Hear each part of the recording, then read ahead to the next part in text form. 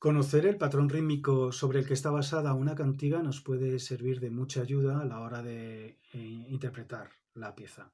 Y no solo de las cantigas, también esto se puede extender a todo el repertorio de la época, porque en esta época se componían las piezas siguiendo un patrón rítmico que estaba muy ligado al texto, o sea, a la duración de las sílabas del texto en la pieza.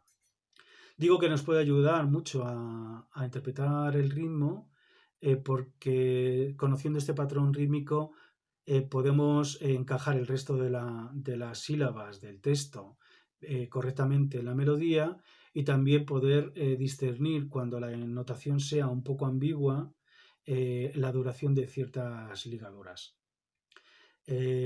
Para que veáis un poco el ejemplo de lo que es el patrón rítmico en una cantiga, he elegido la 139, que tiene un patrón rítmico bastante curioso, que son 3 sílabas breves, una longa y una breve. Maravillosos, piadosos, muy fremosos, milagres faz. Santa María, a que nos guía, ven noite día, nos da paz. Y este patrón rítmico se repite también en la mudanza. En las estrofas tiene otro patrón rítmico diferente. Son todas breves, salvo la última del final de cada verso, la penúltima, que es longa. Para que escuchéis la cantiga, la voy a cantar.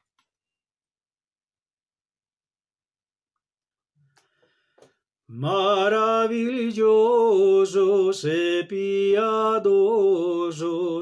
muy fremosos, milagres faz. Santa María, a que nos guía, ven noite día, nos da paz.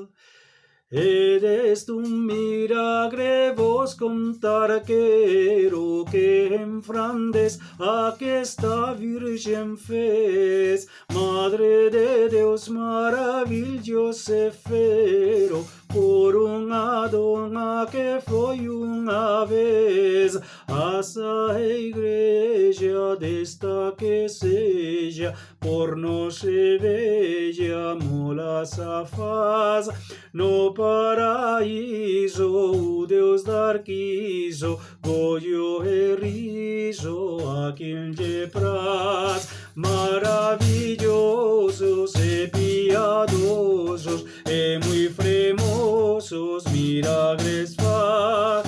Santa María, que nos guía, de noite e día, e nos da